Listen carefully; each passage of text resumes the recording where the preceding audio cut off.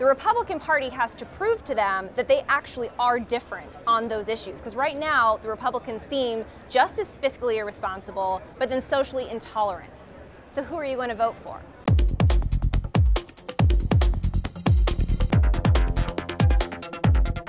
California is a state where many of the maladies or pathologies that people attribute to millennials have really risen to the top of the media pile. This is a place where you've got lots of universities, lots of law schools, where people are finding it hard to get jobs. You know, when you find stories about kids who move back home with their parents, it's oftentimes California cities where they find you know, their interviewees.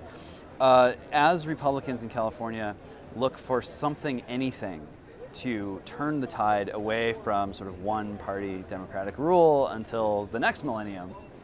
Do you think that millennial swing voters who might gradually be trending in a more Republican-friendly direction, even as the definition of, you know, sort of traditional Republicanism changes, do you think that actually provides the California GOP with some reason to hope? It could, but there's a caveat. Republicans have really lost credibility when it comes to being fiscally responsible.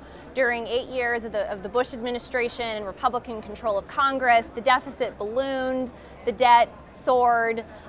For the party who said they were all about limited government and lower spending, they really didn't show that. And millennials they get that, they recognize that. When we ask them, who do you trust more to handle government spending, the budget deficit, and taxes, they trust neither party. But if they had to pick one, it would be the Democrats. And that is actually astounding.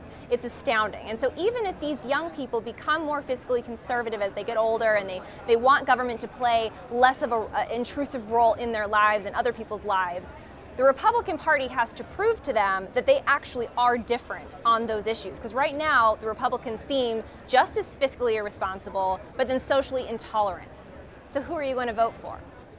In California, where you've got Jerry Brown trying to make the case that he's, you know, fiscally responsible relative to those on his left who have been trying to pull more money out of him, he's going up against Neel Kashkari, you know, architect of the TARP bailouts. So if you're a relatively older Republican voter, you might be more willing to swallow something like TARP relative to a millennial who says, no, this is all part of, you know, the reason why my 20s was terrible, basically. Absolutely, absolutely. And millennials care a lot about fairness.